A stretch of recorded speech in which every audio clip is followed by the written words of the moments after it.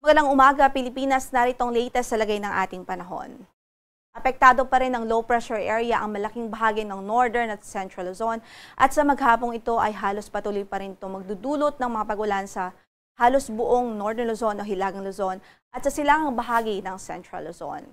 Base sa pinakahuling datos, huling nakita itong LPA sa layong 200 kilometers, silangan-hilagang-silangan ng Kasiguran, Aurora o kaya na may salayong 235 kilometers, silangan naman ng Etiaga, Isabela. Based din po sa ating pinaka-latest na data at analysis, itong LPA ay nananatiling mataas ang tsansang mabuo bilang isang bagyo within the next 24 hours. Kaya patuloy tayong magantabay sa magiging update ng Pag-asa. Bukod dyan, dahil sa close proximity nitong LPA o dahil malapit nga po ito sa ating landmass, kapag nabuo po ito bilang isang bagyo o tropical depression, ay agad-agad tayong magtataas ng tropical cyclone wind signals sa silangang bahagi ng Northern at Central Luzon. Kaya't mag-antabay po tayo sa magiging update ng Pag-asa mula dito sa weather forecasting section ng Pag-asa. Based din po sa ating pinahuling analysis, within the next 24 hours ay magiging mabagal ang pagkilos nitong LPA at mataas pa rin ang tsansa na lumapit po ito sa ating kalupaan. Bukod po dito sa LPA ay meron din po tayong habagat o southwest monsoon na patuloy na nakakaapekto sa natitirang bahagi pa ng ating bansa. Dito sa natitirang bahagi ng Central Luzon, sa Southern Luzon, maging sa Visayas at Mindanao at patuloy din magdudulot ng mga pagulan sa malaking bahagi ng bansa. Sa labas naman ating area of responsibility, within the Tropical Cyclone Information Domain, meron din tayong na-monitor na bagyo at huling nakita ito sa layong 2,660 kilometers silangan-hilagang-silangan ng extreme northern Luzon. Taglay nito ang lakas ng hangin umabot sa 55 km per hour near the center at gustiness po na 70 km per hour. Kumikilos ito pahilaga-hilagang kanluran sa bilis na 15 km per hour. At nakikita din natin, based po sa ating mga analysis at based sa latest data, papalayo naman po ito at wala po ito magiging anumang epekto sa noong bahagi ng ating landmass. Samantala, bisitahin naman natin ang climatological record ng mga tracks ng bagyo na pumapasok sa ating area of responsibility tuwing buwan ng Hulyo. At makikita nga po natin na ang ilang bagyo ay nag-cross sa ating landmass, nag-cross sa ating kalupaan, habang ilan naman ay dito generally sa extreme northern Luzon at ang iba naman ay nagre-recurve o towards northwestward and then eventually ay nag-northeastward.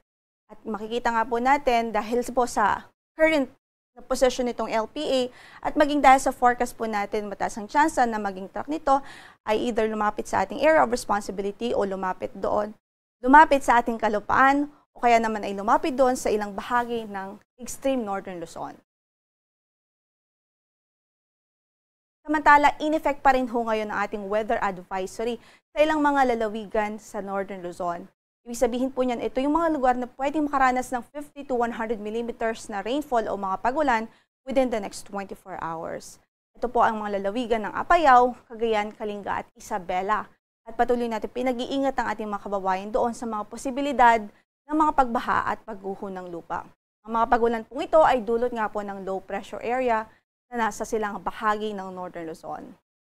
Samantala, bukas, posible pa rin ng 50 to 100 millimeters of rainfall sa Ilocos Norte, Apayao, maging sa Cagayan Province. Habang by Friday or July 4, inaasahan din po natin ang 50 to 100 millimeters of rainfall dito po sa Ilocos Norte, Apayao, Cagayan, maging sa Batanes Province. Again, pinag-iingat natin ang ating mga kababayan doon sa mga posibilidad o threat ng mga pagbaha at pagguho ng lupa.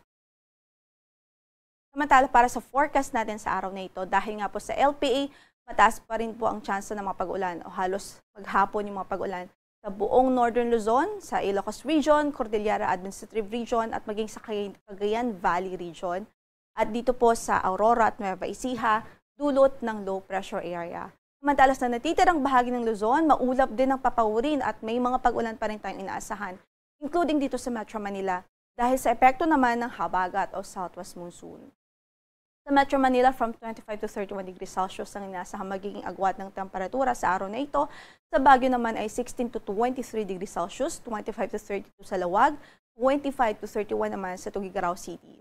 Sa Legazpi City, 25 to 31 degrees Celsius, habang sa Tagaytay ay 23 to 30 degrees Celsius. Sa Visayas at Mindanao naman na ating forecast, patuloy pa rin magiging maulap ang papawirin sa araw na ito dito sa Western Visayas, dulot nga po ng southwest monsoon o habagat. Samantala sa natitirang bahagi ng Visayas, improved weather ang mararanasan for today. Sa Mindanao o malaking bahagi ng Mindanao, bahagyang maulap hanggang sa maulap din ang papawirin. May tsansa pa rin ng mga isolated thunderstorms lalong-lalo na sa hapon at gabi. At para sa ating pagtayo ng temperatura doon sa Tacloban, 26 to 31 degrees Celsius, sa Cebu ay 26 to 32, habang sa Iloilo ay 26 to 30 degrees Celsius. Sa Puerto Princesa naman ay 25 to 31, 24 to 31 sa Cagayan de Oro, 24 to 32 sa Davao City at 24 to 34 sa Zamboanga City. Bigyan din ho natin ng pansin na magiging 4-day forecast natin o posibleng maging lagay ng ating panahon in the next 4 days. So by Thursday to Friday, mataas pa rin ang chance ng mga pagulan sa malaking bahagi ng Luzon at Western Visayas dahil sa epekto ng low pressure area at ng southwest monsoon o habagat. Samantala, by Saturday to Sunday, mataas din ang chance ng mga pagulan pa rin sa halos buong Luzon pa rin at Western Visayas dahil naman sa patuloy na epekto ng habagat o southwest monsoon. Sa kasalukuyan, wala rin po tayong gale warning na nakataas na namang bahagi ng ating mga baybaying dagat. Ingat lamang po sa ating mga mandargat, lalong-lalo na dito sa northern and eastern section ng Luzon.